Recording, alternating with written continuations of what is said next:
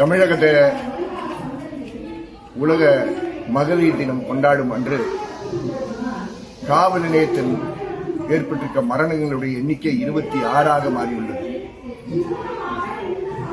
அதே சிவகங்கை மாவட்டத்தில் அதே திருப்புவனம் இன்ஸ்பெக்டரால் மானாமதுரை காவல் நிலையத்தில் இளைஞர் ஆகாஷ் 26 வயதுள்ள தலித் வகுப்பை சார்ந்தவரை அடித்து சித்திரவதை செய்து சித்திரவதையின் காரணமாக அவர் சிவகங்கை மருத்துவமனையில் கொண்டு சேர்க்கப்பட்டு மேல் சிகிச்சைக்காக மதுரை ராஜாஜி மருத்துவமனையில் இன்று காலை காலமாயிருக்கார். இந்த அவமானத்தை தமிழக மக்கள் தாங்க முடியாத நிலையில் இருக்கிறோம். தலித் மக்களுக்கு எதிராக காவல்துறை அத்துமீறல்கள், காவல் நிலைய மரணங்கள் தொடர்ந்து கொண்டிருக்கிறது.